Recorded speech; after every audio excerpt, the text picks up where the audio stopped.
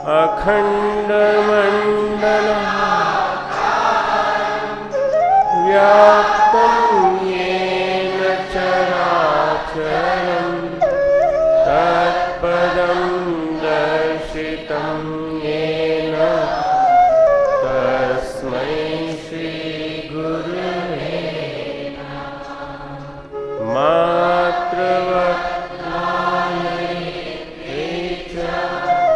पितृवत्मार्गदर्शिका नमोस्तु गुरुसत्तायै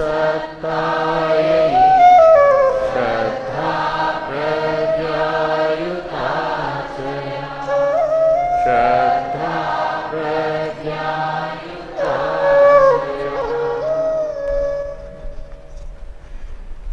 परम पूज्य गुरुदेव और परम वंदनीय माता जी की सूक्ष्म उपस्थिति में यहाँ बैठे सभी हमारे देव संस्कृति विश्वविद्यालय के पदाधिकारीगण, सभी उपस्थित हमारे छात्र छात्राओं, प्यारे प्यारे बच्चों और हमारे यहाँ बीच में बैठे हुए आमंत्रित सभी अतिथिगण, शांतिकुंज ब्रह्मोच्चस देव संस्कृति विश्वविद्यालय के कार्यकर्ता भाइयों का नाम। अंतर्दर्शन का ध्यान, अंतर्दर्शन का ध्यान। रहीम का एक दोहा है, जिन आँखिन सब देखिए सो आँख न देखी जाए। जिन आँखिन सब देखिए सो आँख न देखी जाए। अर्थात जिस आँख से सब कुछ देखा जा सकता है वह आँख नहीं देखी जा सकती। उस आँख को कोई देख सकता है क्या? तुमने कभी आंखों को अपनी दृष्टि से देखा है? अब तुम्हारी आंख कैसी लगती है? आईने में जरूर देखा होगा, पर अंतर जगत में कभी देखने की कोशिश की है क्या? हम अपनी भावना से जगत का विस्तार देख लेते हैं, पर वह भावना कौन सी है, क्या है, यह हम नहीं जान पाते। हम अपनी भावना से जगत का विस्तार देख लेते हैं, पूरी की पूरी, सारा संसार में क्या क्या हो रहा है। एक ही क्षण में अपनी भावनाओं से, अपने विचारों से हम लाखों मील दूर, हजारों मील दूर चले जाते हैं, पर वो भावना कौन सी है, क्या है, वह हम नहीं जान पाते। ध्यान इसी भावना से और इसी आँख से हमारा परिचय कराता है। ध्यान रहीम के दोहे के अनुसार इसी आँख से और इसी भावना से हमें परिचय कराता है, आत्म साक्षात्कार कराता है। ध्यान आत्म साक्षात्कार की प्रक्रिया का नाम है।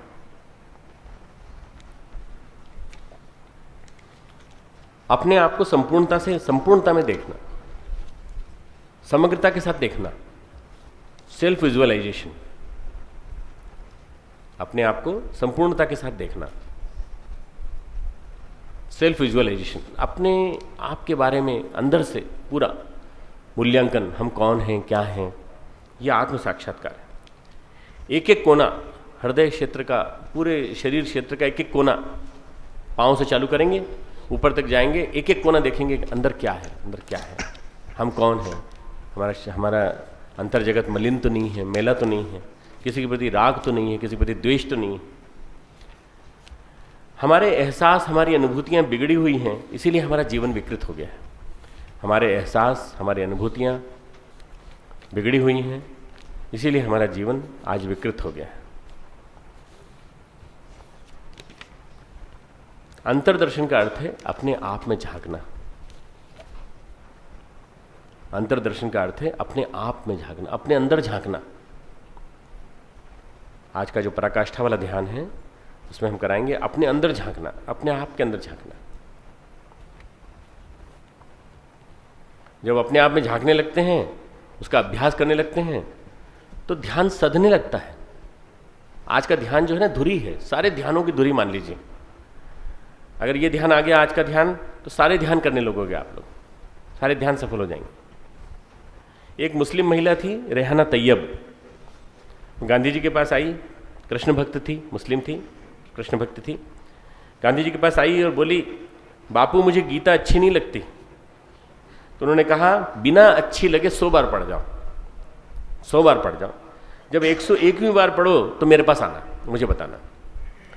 100वीं बार तक पहुंचते पहुंचते उनको गीता पूरी तरह समझ में आ गई, और तब उन्होंने कहा, गीता पढ़े बिना मुझे चैन नहीं मिलता। यानी किसी चीज को भी करना है तो अभ्यास बराबर करते रहना पड़ेगा, सतत अभ्यास। हमारी जो रुचि है उसको हमें ही बदलना पड़ेगा, हमारी रुचि को हम ही बदल सकते हैं।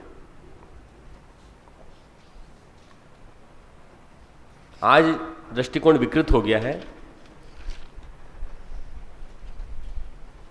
ध्यान जो है हमारे दृष्टिकोण का परिमार्जन करता है।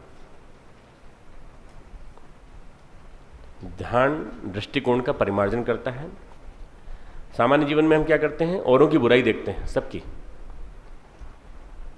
ध्यान हमें औरों की बुराई से हमें दूर हटाता है। फिर घुर्राटे सुनाई नहीं पड़ते, फिर उन घुर्राटों में नींद अच्छी आती। ध्यान जो है अपनी रुचियों को परिष्कृत करके ट्यूनिंग करने की प्रक्रिया है। अपनी रुचियों को परिष्कृत करके ट्यूनिंग करने की प्रक्रिया है। अपने अंदर जितना भी कुछ है उसमें हम औरों की बुराई ना देखें, हम अच्छा ही देखने की कोशिश करें और उसकी अच्छाइयों के साथ ट्यूनिंग करने की कोशिश करें। दो तरह के आदमी होते हैं, अपने आप को समझने वाले और न समझने वाले।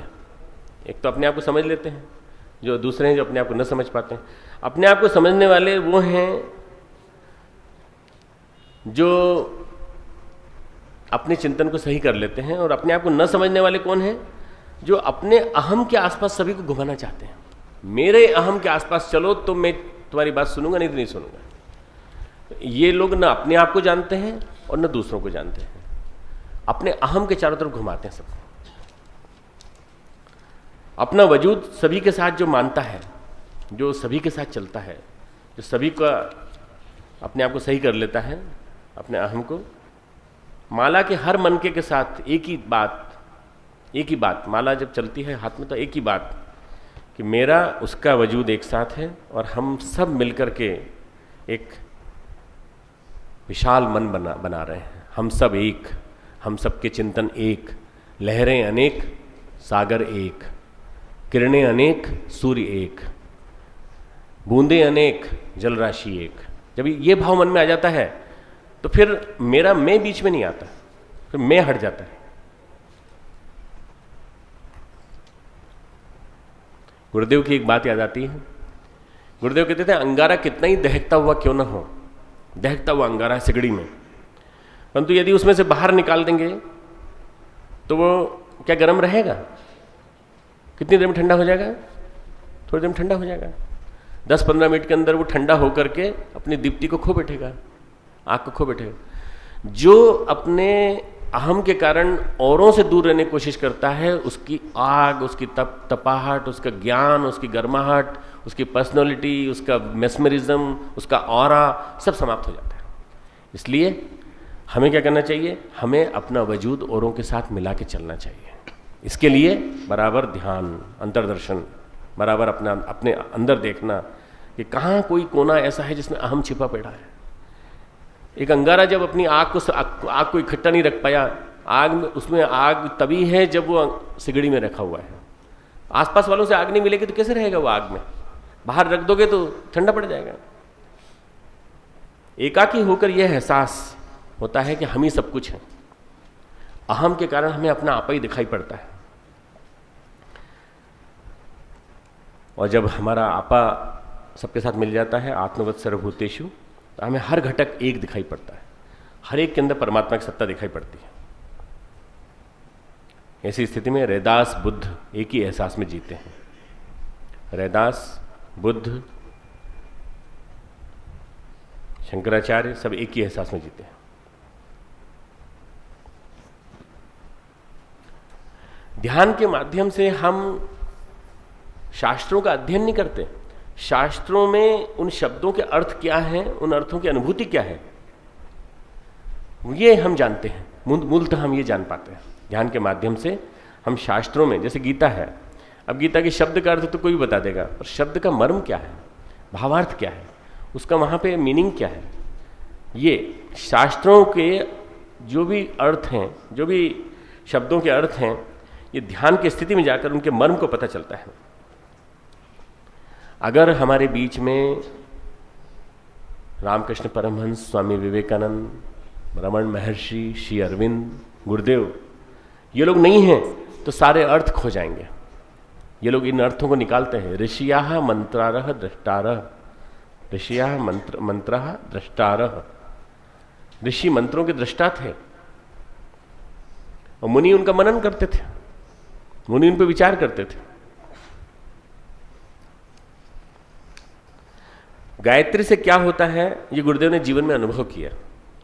हर शब्द पर भावना की चोट से ओम भू भुवः स्वः, एक एक चोट से उन्होंने क्या होता है ये सब कुछ उन्होंने लिख दिया, पूरा पूरा खुद अनुभव किया और लिख दिया। शास्त्र से कुछ नहीं होता, क्रिया से होता है। जो भी कुछ होता है वो क्रिया, जो भी हमने किया है ये सारा के सारा जब करके दिखा देते हैं तो ऋषि अपनी काया की सत्ता में, काया की सत्ता की प्रयोगशाला में अध्ययन करके जो मर्म प्रस्तुत करते हैं वो फिर लोगों को एक तरह से नवनीत के रूप में मिलता है। सूक्ष्म होता है कि नहीं मालूम नहीं, तो सूक्ष्म की जानकारी ध्यान से मिलती है। मालूम नहीं मित्रों आप में से कितनों को एहसास होता है कि गुरुदेव सूक्ष्म रूप में है कि नहीं, परंतु यदि ध्यान का अभ्यास आपको हो जाए तो आपको गुरुदेव का भी आभास होने लगेगा, माता जी का भी आभास होने लगेगा, आपको उन ऋषियों का भी आभास होने लगेगा जो सप्तऋषि यहाँ बैठ करके कभी किसी जमाने में मंत्रों का अभ्यास किया करते थे, कभी किसी जमाने में यहाँ बैठ करके साधना करते थे, उनका भी अभ्यास, उनका भी ध्यान होने लगेगा, उनका भी शक्लें दिखाई देने लगेंगी। विवेकानंद 2 घंटे ध्यान करते थे नियमित रूप से, 2 घंटे ध्यान, कोई माला नहीं, कोई जप नहीं, कोई षटकर्म नहीं। मैं नहीं कह रहा तुम में से कोई षटकर्म करता तो मत करो, जो कुछ भी करते हो विधिवत अनुष्ठान करते हो करो, साधना करो, पर विवेकानंद 2 घंटे केवल ध्यान करते थे बस। परम पूज्य गुरुदेव 4 घंटे ध्यान करते थे, 12 बजे से 4 बजे तक, निरंतर उनकी स्थिति को देखा है हमने। पूज्यवर 4 घंटे ध्यान करते थे और कहते थे सारे गायत्री परिवार का पेट में इससे भरता हूँ, सारे गायत्री परिवार का पेट में इससे भरता हूँ, ये मेरी रोज की कमाई है।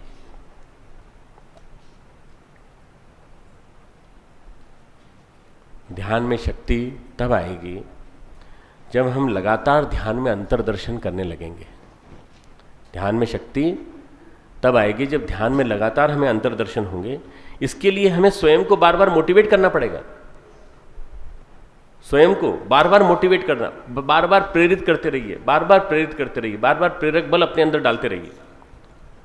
अवसाद प्रमाद कहीं आ ना जाए गलती से भी। कभी कभी उद्यान के साथ मरुभूमि भी आ जाती है, बगीचे के साथ साथ मरुभूमि आ जाती है कि नहीं? कहीं बगीचा हो और बगीचे में सूखी घास आ जाती है कि नहीं कभी कभी? ऐसे ही ध्यान के दौरान कभी कभी आलस्य प्रमाद आ गया तो वो फिर आपका रोड़ा ही अटका देगा, ध्यान को रोक देगा। इसलिए ध्यान करने वाले को ध्यान के शिखर पर पहुंचे हुए व्यक्तियों के जीवन को बार बार चिंतन में दोहराना चाहिए। अभी पूछा ना कि श्रेष्ठता में स्नान कैसे करें, सत्प्रवृत्तियों में स्नान कैसे करें, विचारों में, श्रेष्ठ विचारों में स्नान करने की कला पूछी थी ना। कला क्या है? ध्यान करने वाले को ध्यान के शिखर पर पहुंचे हुए व्यक्तियों के जीवन को बार बार याद करना चाहिए, बार बार याद करना चाहिए। कौन कौन ऐसे व्यक्ति थे? रामकृष्ण परमहंस, स्वामी विवेकानंद, परम पूज्य गुरुदेव। और बार बार उनका यदि ध्यान करेंगे, बार बार उनका चित्र सामने रखेंगे, बार बार उनकी ही बात सोचेंगे, बार बार उन्हीं के बारे में चिंतन करते रहेंगे तो आप उन्हीं के ध्यान में निमग्न हो जाएंगे। फिर ध्यान में हमेशा वही आते रहेंगे। गिरीशन घोष ठाकुर के शिष्य थे, रामकृष्ण परमहंस के। उनको ध्यान में कई बार रूखापन लगता था और ऐसा लगता था कि जैसे हम घनघोर अंधेरे में चले गए। अब ध्यान कैसे लगे? फिर ध्यान टूट गया तो उन्होंने विवेकानंद से पूछा, नरेंद्र नाथ से पूछा कि भाई ये बताओ ऐसा क्यों होता है? तो उन्होंने कहा ऐसी अवस्थाएं हर साधक के जीवन में आती हैं, आपके जीवन में भी आती हैं। आप ऐसा करो, ठाकुर का एक ध्यान वाला फोटो है, वो मैं आपको देता हूँ, वो आप हमेशा अपने पास रखा करो। ठाकुर का ध्यान वाला फोटो उन्होंने अपने पास रख लिया, हमेशा बराबर रखते थे और जब जरूरत पड़ती थी उसको देख लेते थे। तो उनकी मनस्थिति हमेशा ध्यान में रहती थी। ध्यान करने का सबसे अच्छा तरीका ऐसे महापुरुषों के जीवन को दोहराना, उनके जीवन को बार बार याद करना, उनके चित्रों को देखना, उनके बारे में बार बार स्मरण करना। मैं अपने साथ गुरुदेव माता जी, रामकृष्ण परमहंस, शारदा माँ और विवेकानंद, 3 का चित्र एक अलग है और एक गुरुदेव माता जी का चित्र है, ऐसे 2 की जोड़ी है। ये हमेशा रख के चलता हूँ। ट्रेन में भी सोता हूँ तो सिरहाने रख लेता हूँ। रात में जब शक्ल दिखे तो गुरुदेव माता जी की दिखे, सुबह उठे तो गुरुदेव माता जी दिखे, जहाँ सोते हैं वहाँ गुरुदेव माता जी दोनों तरफ है। तो ये क्यों, किस लिए? क्योंकि हमेशा वही चिंतन, उन्हीं का चिंतन बार बार बना रहेगा, और कोई चिंतन रखने की जरूरत है क्या है? अब जिस हॉस्टल में रहने वाले लड़के के कमरे के आसपास फोटोग्राफ फिल्मी अभिनेत्री के लगे होंगे तो उसके चिंतन में क्या रहेगा? वही रहेगा, बार बार वही दिखाई पड़ेंगी और बार बार वही चिंतन बार बार वहाँ भटकेगा। तो अपने कमरे में भी चित्र लगाओ तो ऐसे ही लगाओ जिससे कि ध्यान बार बार उन्हीं की तरफ जाए, बार बार उन्हीं की तरफ जाए। स्वामी विवेकानंद का बड़ा अच्छा चित्र है राजयोग का, ध्यान का चित्र। वो चित्र हमेशा रख सकते हैं अपने पास। हम उन्हीं का ध्यान करें जो शिखर तक पहुंचे, बार बार कोशिश करें जो शिखर तक पहुंचे। हमारा ध्यान भी शिखर तक पहुंचेगा, हमारा ध्यान भी शिखर तक पहुंचेगा। ऐसी प्रेरणा स्वयं को सतत देते रहना चाहिए। इसीलिए कथा, वार्ता, सत्संग, ये हम लोग 1 घंटे 1.5 घंटे जो करते हैं, क्या करते हैं? ये सत्संग है। बिना सत्संग के विवेक नहीं मिलता, बिना सत्संग विवेक न होई। तो विवेक का जागरण करने का एक अभियान है। ध्यान कितने लोग सीख पाए हमें मालूम नहीं, पर अगर विवेक जग गया, 1 घंटे जगा हुआ विवेक 3-4 घंटे भी असर डालता रहा, थोड़ा तो पुण्य का काम होगा। रामकृष्ण परमहंस एक बात कहते थे, धूली उड़ेगी विकारों की, विचारों की, धूली उड़ेगी विकारों की, विचारों की। हमें अपने बर्तन रोज मांजने पड़ेंगे, हमें अपने बर्तन रोज मांजने पड़ेंगे। धूल तो उड़ती रहती विकारों की, विचारों की। हमारा बर्तन कौन सा है? ये तो तपुरी कहते थे ना, अपना लोटा रोज मांजा करो। उनके गुरु कहते थे अपना लोटा रोज मांजा करो, रोज साफ किया करो। सभी महापुरुषों ने प्रारंभ में साधना की। कितने महापुरुष हुए हैं, सभी ने प्रारंभ में साधना की। एक वह दिन कभी नहीं आया जब उन्होंने बंद की हो। स्वरूप बदलते रहते हैं, कक्षाएं बदलती रहती हैं, पर अभ्यास नहीं बदलता उनका। एक दिन का विराम भी नहीं आता कभी जीवन में। सैटरडे संडे भी नहीं आता, कोई छुट्टी नहीं होती ध्यान में। ध्यान निरंतर चलते रहना चाहिए। 5 मिनट 15 मिनट जितना संभव हो हमसे, हम ध्यान नियमित रूप से करें।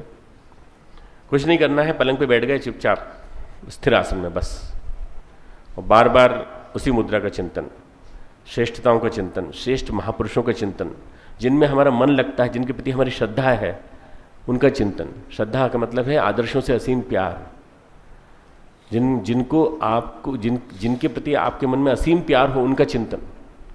उन लोगों का बार बार चिंतन करेंगे तो आपके चिंतन में उनकी छवि बैठ जाएगी। अभ्यास सतत चलता रहे, विराम जरा भी ना हो, जरा भी विराम ना हो।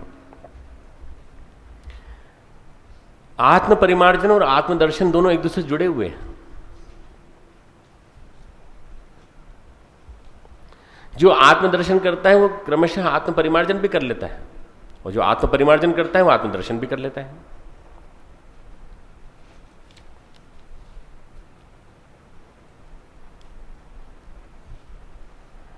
चित्त के संस्कार, किस कारण ये पड़े हैं संस्कार, वो अहंकार जिसके कारण चित्त के संस्कार पड़े हैं, ये सारा के सारा दृश्य ध्यान में देखा जा सकता है और उसको धोया जा सकता है। कोई ना कोई हमारे बोलने की तरीका ऐसा है, कोई ना कोई हमारी क्रिया ऐसी है जो किसी को बुरी लगती है, बस वो ध्यान में आ जाएगी तो फिर क्या हो जाएगा? ध्यान सफल हो जाएगा। फिर अंतर्दर्शन में आपको उसको इरेज करना आ जाएगा, साफ करना आ जाएगा। ध्यान अपने आप में साधना भी है, सिद्धि भी।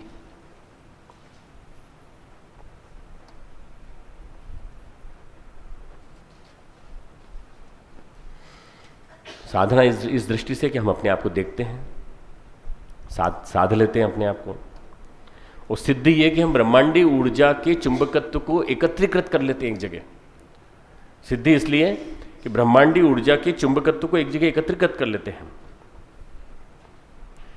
ध्यान की गहराई में जो भी सोचा जाता है वह सुनिश्चित रूप से फलित होता है।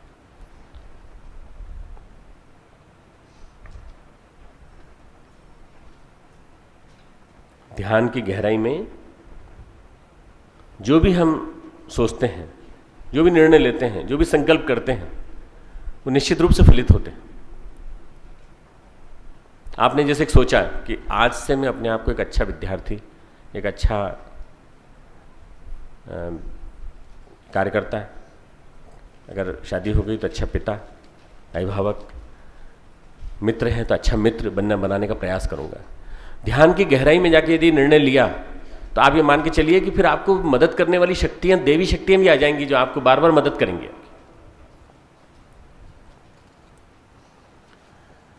आत्महित का विचार हो चाहे परहित का विचार हो, ये फलित होता है, निश्चित रूप से फलित होता है। चाहे वो अपने हित के लिए हम सोच रहे हो चाहे परहित के लिए सोच रहे हो। श्री अरविंद के पास जेल में एक व्यक्ति रहते थे, नागेंद्र बोस। नागेंद्र बोस, सभी स्वतंत्रता संग्राम सेनानी वहां रहते थे, ध्यान सभी करते थे, पर नगेंद्र ये ध्यान करता था कि सभी लोग मुझे अपना माने, सभी मुझे प्रिय माने, सभी का प्यार मुझे मिले, सभी मुझे ये माने कि मेरे से ज्यादा प्रिय उनको कोई नहीं है। तो आप देखिए कि उसके ध्यान की शक्ति का प्रभाव देखिए कि उस नगेंद्र के चारों तरफ सारे स्वतंत्रता संग्राम सेनानी घूमते रहते थे। नगेंद्र का ऑरा ऐसा बन गया, ऐसा विकसित हो गया। श्री अरविंद ने लिखा है कि नगेंद्र का ऑरा ऐसा बन गया कि हम लोग तो थोड़ा अलग रहते थे, तो नगेंद्र जो था चारों तरफ उसके आसपास लोग इकट्ठे रहते थे, उससे बातें करते रहते थे, उसके बारे में पूछते रहते थे। अपने लिए रोटी नहीं हम खाएंगे, पर उसके लिए, नगेंद्र के लिए रोटी अलग निकाल के रखते थे। क्यों? उसने ध्यान में ऐसा चिंतन किया, ध्यान में ऐसा चिंतन किया, सभी मुझे अपना माने, सभी मेरे से प्रेम रखें, सभी मेरे प्रति प्रीति रखें। ये टॉक्स विद श्री अरविंदो किताब में इसके बारे में लिखा है।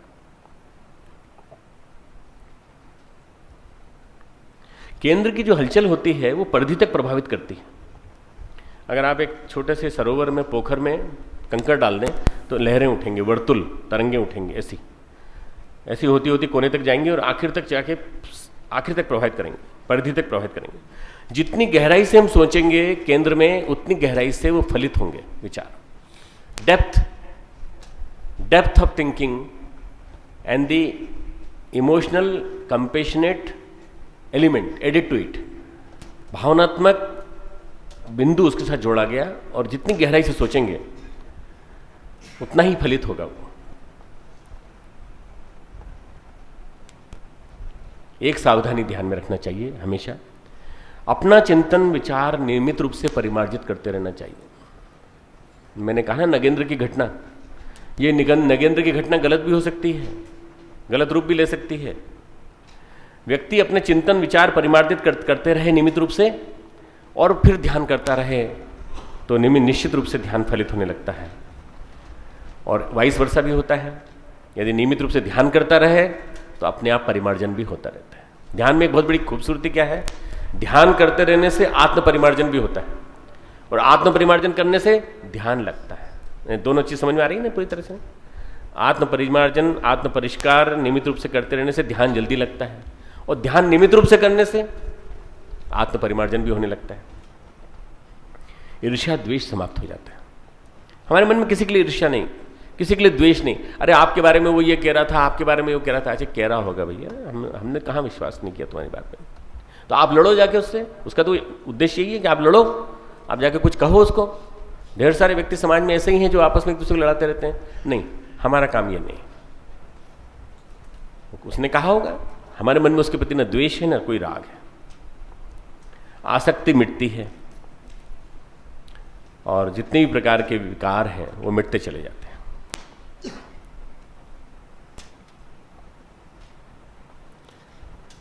यदि कलुषित भाव आया है, श्री अरविंद के पत्रों में से एक चीज निकाली है, यदि कलुषित भाव आया है तो अंतश्चेतना के रंग बदल जाएंगे,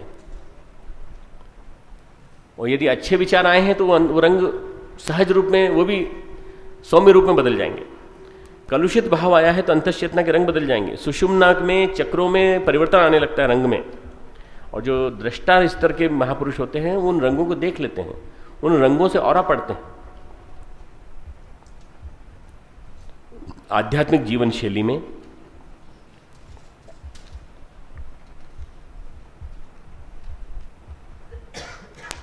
परिवर्तन आने से, सतोगुण की अभिवृद्धि होने से प्रकाश की वृद्धि होने लगती है और हमारे अंतश्चेतना के रंग और उज्जवल होने लगते हैं, नहीं तो कलुषित हो जाते हैं, मलिन हो जाते हैं। जैसे ही हमारी आध्यात्मिक जीवन शैली हुई, स्पिरिचुअलिस्टिक लाइफस्टाइल हुई, सतोगुण की अभिवृद्धि हुई, प्रकाश की वृद्धि होने लगती है अंदर और हमारा अंतर्जगत प्रकाशवान हो जाता है, प्रकाशवान। हमारा खान पान, व्यवहार, आपसी संबंध, ये सब सात्विकता की अभिवृद्धि करते हैं। खान पान सही है, सतोगुणी है, ठीक। व्यवहार सतोगुणी है, ठीक। हमारे अपने संबंध किन लोगों से हैं? अच्छे लोगों से हैं, ठीक। तो सात्विकता की अभिवृद्धि होगी। श्री अरविंद लिखते हैं साधक को बूंद बूंद पवित्रता एकत्र करनी चाहिए। साधक को बूंद बूंद जहां से मिल जाए, बूंद बूंद पवित्रता का संचय करना चाहिए। जैसे मधुमक्खी करती है, जगह जगह जाके बूंद बूंद इकट्ठे करके लाती है पराग, और उसके बाद उसका अपने अंदर ही वो प्रोसेसिंग के माध्यम से बूंद बूंद मधु बनाती है।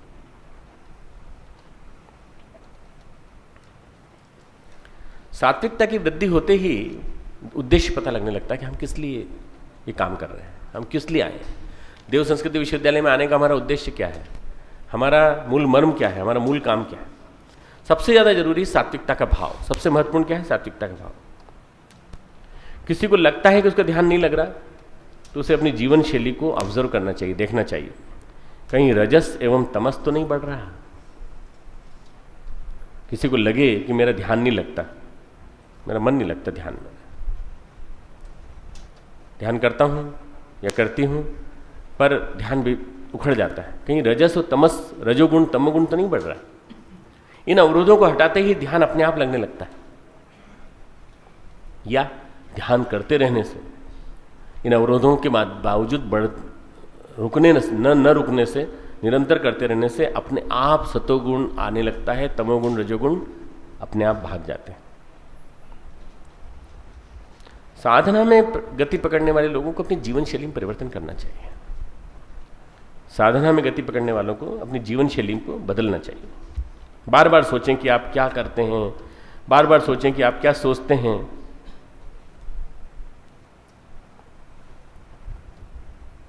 बार बार सोचें कि आपका करने का तरीका क्या है, कहीं किसी को हर्ट तो नहीं करते। श्री अरविंद का एक वाक्य है, do nothing, try to think nothing,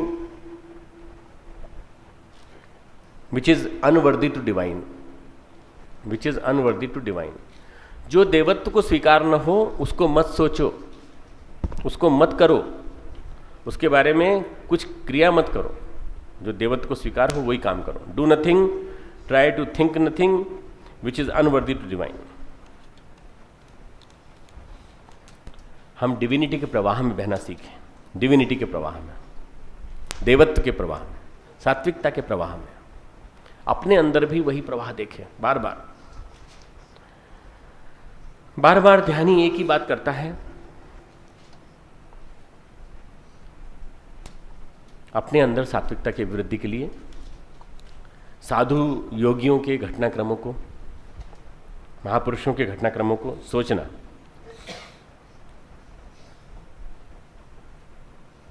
उनके बारे में चिंतन करना, ये भी एक प्रकार का सत्संग है, ये भी एक प्रकार की साधना है। बार बार पढ़िए रामकृष्ण लीलामृत, रामकृष्ण वचनामृत, रामकृष्ण कथामृत, चेतना की शिखर यात्रा, सुनसान के सहचर, हमारी वसीयत विरासत, बार बार पढ़िए, बार बार पढ़िए। योगी कथामृत बार बार पढ़िए। क्यों? बार बार पढ़ने से क्या होगा कि वो प्रवाह, विचारों का प्रवाह, सात्विकता का प्रवाह बना रहेगा, और चिंतन में वही चिंतन विचार आने लगेंगे बराबर। सत्संग करने से प्रेरणा मिलती है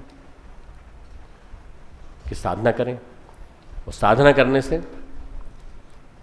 सत्संग की ओर मोटिवेशन मिलता है। दोनों एक दूसरे के पूरक हैं। वाल्मीकि रामायण में एक प्रसंग आता है, वन में श्री राम भ्रमण कर रहे हैं, ऋषि मुनियों से मुलाकात हुई, बातचीत हुई, तो उन्होंने कहा मैं क्षत्रिय हूँ भगवान। ऋषि मुनियों से कहते हैं भगवान श्री राम, मैं क्षत्रिय हूँ, मैं आपकी क्या सेवा करूँ, मैं आपकी सेवा करना चाहता हूँ। तो ऋषि मुनि बोले कि हम साधना करते हैं, हम साधना करते हैं, शास्त्र ज्ञान का अभाव है। तुम वशिष्ठ के साथ रहे हो तो शास्त्र हमें सुनाओ।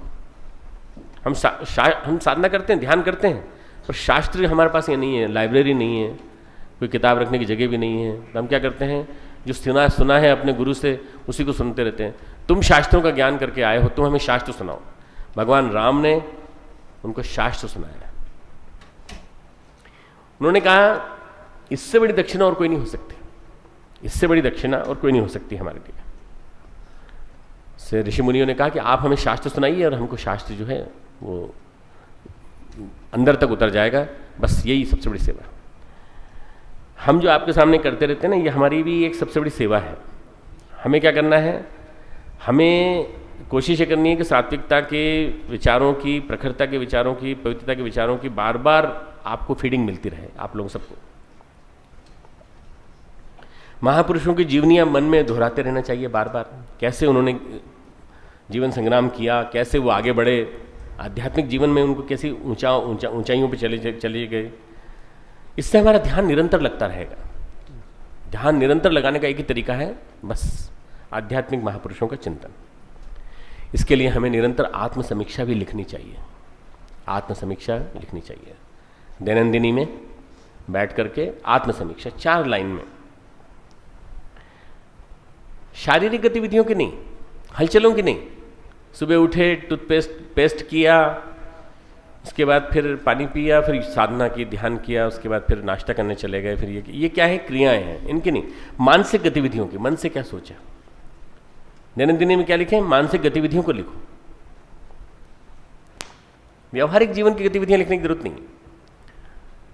हाँ, अगर कोई ऐसा प्रसंग अपने साथ घटा हो व्यवहार में जो प्रेरणा स्रोत बन गया हो तो उसको लिख सकते हैं।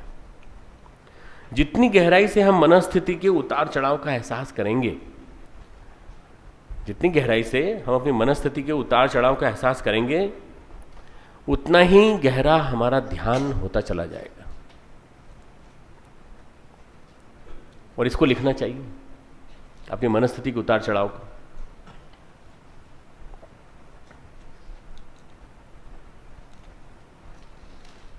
लिखना अर्थात अपने आप में झांकना, अपने आप में झांकना। वही लिख सकता है जो अपने आप में झांक सके अच्छी तरह से, ईमानदारी से। एक ग्राफ बनेगा उतार चढ़ाव का, कि बीच में कभी चढ़ाव आया था, फिर उतार आया। ऐसे हमारे जीवन में 2-3-4 बार हुआ। अब हमको सेल्फ एनालिसिस के लिए एक ग्राफ मिल गया हमारा, कि हमारे ग्राफ में कहाँ कमी है। उतार कब आया था, इस वजह से आया था। चढ़ाव किस लिए आया, इसलिए आया। ध्यान के दौरान आपको पता चलेगा कि आपकी रुचियां बदल रही हैं। धीरे धीरे आपको पता चलेगा आपकी रुचियां बदल रही हैं, रुचियां परिमार्जित हो रही हैं, फर्क महसूस होने लगेगा। और लिखते लिखते पता लगने लगेगा कि जो आप पहले लिखते थे, आज जो लिख रहे हैं 1 महीने के बाद, वो कुछ अलग लिख रहे हैं। परिमार्जित रुचि होगी ना, परिष्कृत रुचि हो गई। ध्यान के दौरान फर्क महसूस होने लगेगा, आपको फर्क पता लगने लगेगा। एक पैराग्राफ लिखो 4 लाइन का, पर थोड़ा सा लिखो, पर लिखो तो सही। अभी तो लिखने में नानी याद आ जाती है। पेन लेके बैठते हैं, डायरी लेके बैठते हैं, पर नहीं लिखा जाता है। अपने मानसिक गतिविधियों को, अपने उतार चढ़ावों को लिखो और अपनी डायरी को अपने पास रखो। बस गुरु मानो, डायरी को गुरु मानो। गुरु मान करके उससे प्रशिक्षण लो।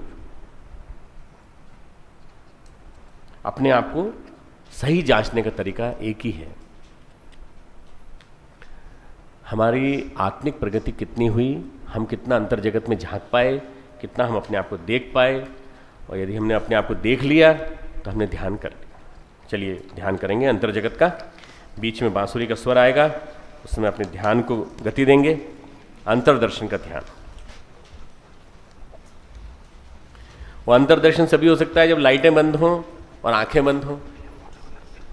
आंखें बंद होंगी और मन में तंद्रा होगी तो नींद आएगी। तो जागरूक होकर के ध्यान, स्थिर शरीर के साथ ध्यान। शांत चित्त, स्थिर शरीर, दोनों आंखें बंद, शांत चित्त, स्थिर शरीर, आंखें बंद।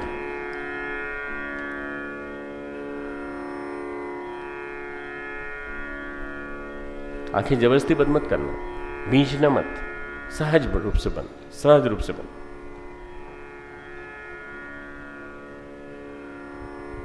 कमर सीधी, दोनों हाथ गोद में, विचार प्रवाह, बाहर का सारा बंद, अब सारा अपने अंदर। शांति कुंज, गायत्री कुंज, गायत्री तीर्थ, देव संस्कृति विश्वविद्यालय, प्रज्ञेश्वर महादेव।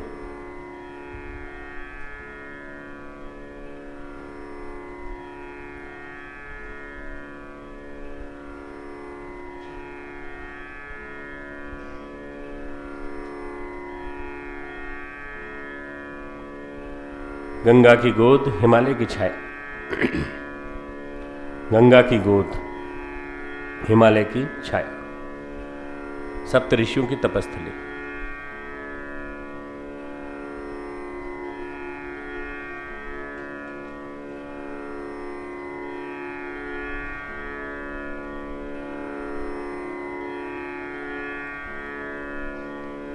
वासना शांत, तृष्णा शांत, अहंता शांत।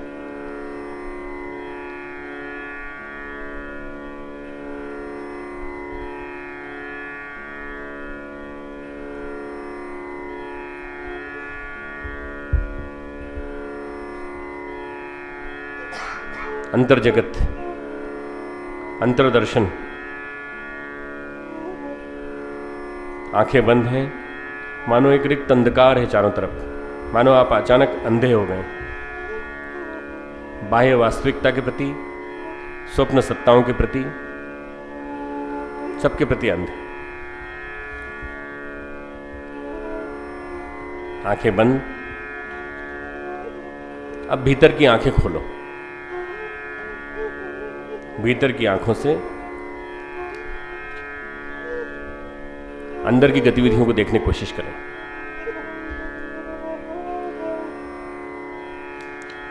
भीतर का दृश्य,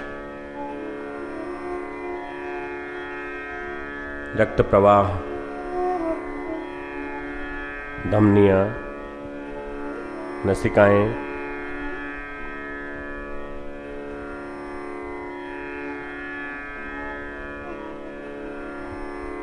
तेजी से दौड़ता हुआ स्नायु प्रवाह। अंतर्जगत,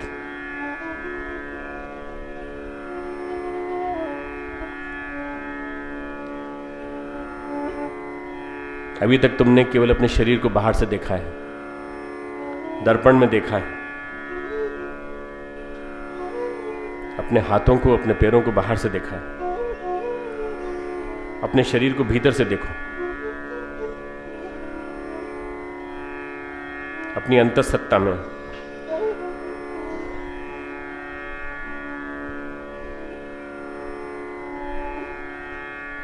अंतर जगत को विस्तार से देखिए। अंतर जगत और भी बड़ा है, बहिर्जगत से भी बड़ा।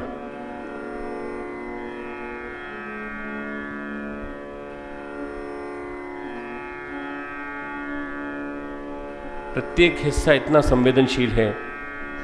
तुम्हारा पैर के अंगूठे, तुम्हारे हाथ के अंगूठे, उंगलियां,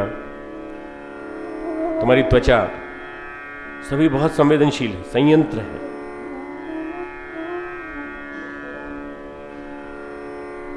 अंदर प्रवेश, ऊर्जा का अंदर प्रवेश, प्रकाश ही प्रकाश, अंदर प्रकाश ही प्रकाश। पैरों में प्रकाश, हाथों में प्रकाश, पेट में प्रकाश, छाती में प्रकाश।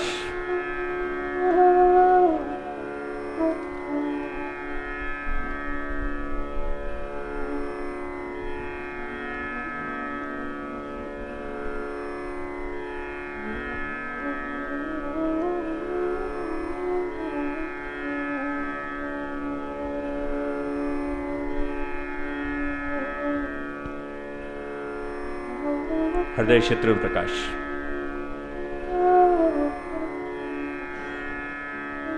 उसी प्रकाश की, उल्लास की प्रतीक है बांसुरी की धुन। हृदय क्षेत्र में प्रकाश ही प्रकाश, एक एक अंग जीवंत, एक एक अंग में समग्रता, मस्तिष्क में प्रकाश, चेहरे के अंदर प्रकाश, हर जगह प्रकाश ही प्रकाश। अंतर जगत अचानक प्रकाश में।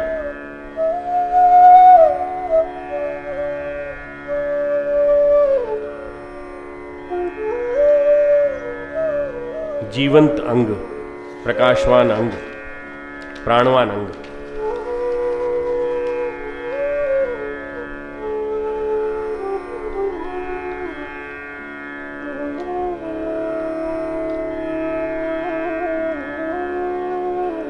अपने अंतरंग को विस्तार से देखिए। प्रकाश ही प्रकाश, जैसे कि ढेर सारे सूर्य चमक रहे हों।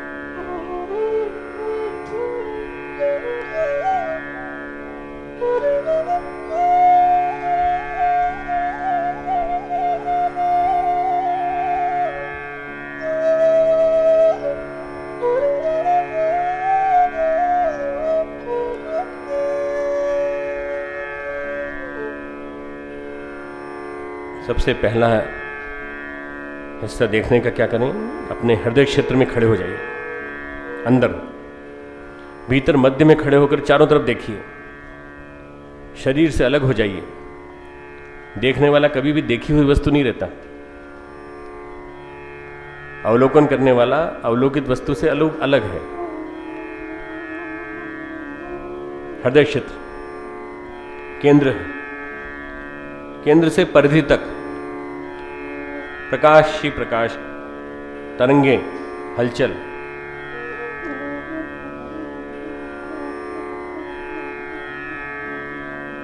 भीतर से शरीर को पूरी तरह देखो, बाहर से नहीं, भीतर से।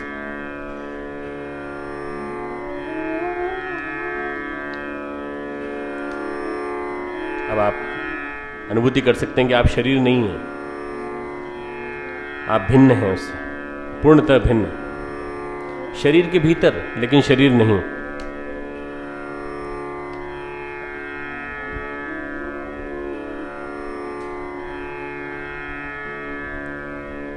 मन में गहरे में गति लगाइए, गोता लगाइए। मन की अंतर गुफा है। शरीर से मुक्त होकर अब आप गति करने के लिए मुक्त हो गए हैं। कभी शरीर में, कभी मन में, कभी हृदय स्थल में, कभी सूर्य चक्र में, कभी पैरों के स्थान पर, कभी हाथ के स्थान पर। जहां कहीं भी तकलीफ होती हो उस स्थान पर जाकर वहां की मलिनता को मिटा सकते हैं प्रकाश के माध्यम से।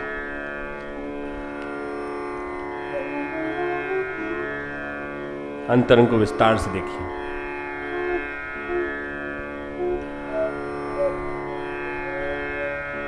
शरीर में प्रवेश, हृदय स्थल पर खड़े होकर पूरे शरीर को देखना।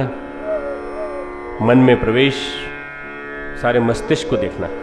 माइंड ब्रेन स्टफ, साक्षी भाव से।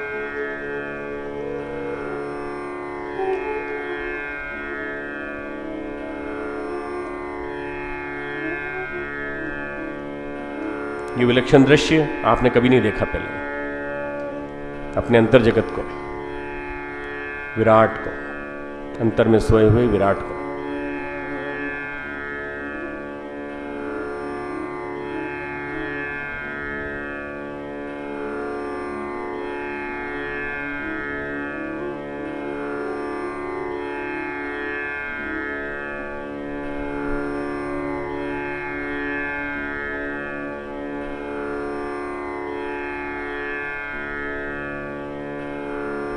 साक्षी तुम्हारा अंतरतम मर्म, साक्षी ही तुम हो। आप साक्षी हैं,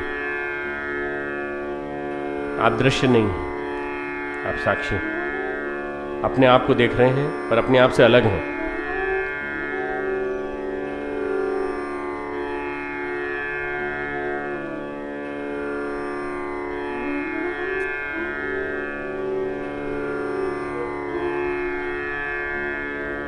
परम चैतन्य, परम ज्ञान की प्राप्ति। साक्षी भाव अपने अंतर जगत में बैठकर। विराट, लघु में विराट, विभु में अणु में छिपा हुआ विभु, लघु में छिपा हुआ विराट, अंतर जगत प्रकाश ही प्रकाश।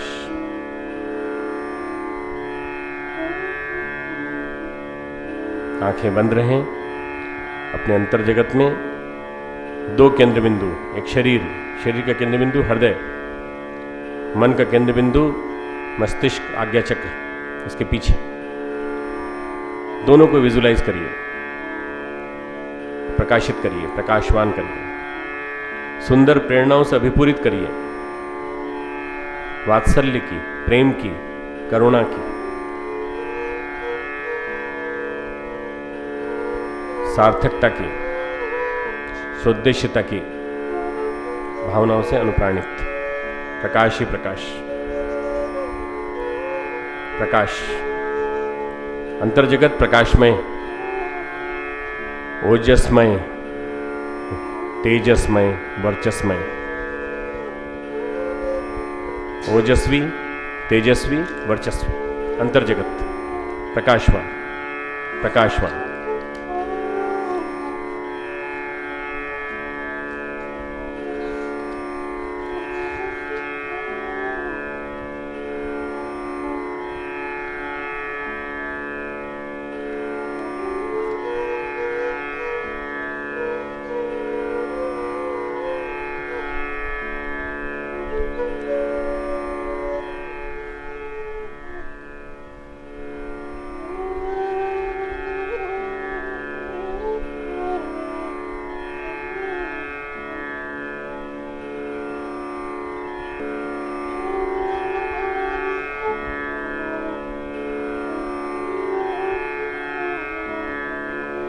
ऊर्जा ही ऊर्जा, प्रकाश ही प्रकाश, अंतर जगत प्रकाशमय, शक्तिमय, तृप्ति, तुष्टि, शांति, तृप्ति, तुष्टि, शांति।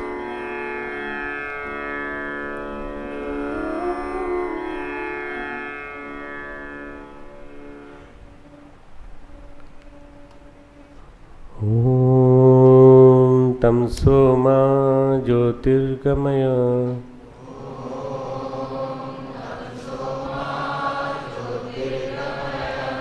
ओम तमसो मा ज्योतिर्गमय,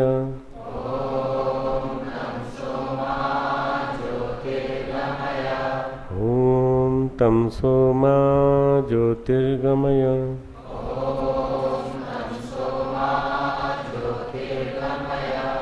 ओम असतो मा सद्गमय,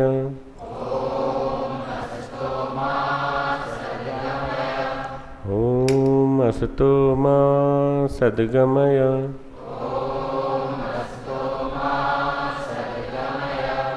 ओम असतो मा सद्गमय,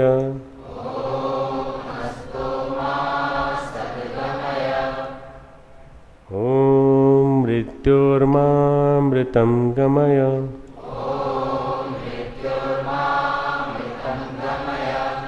ओम मृत्योर्मामृतं गमय,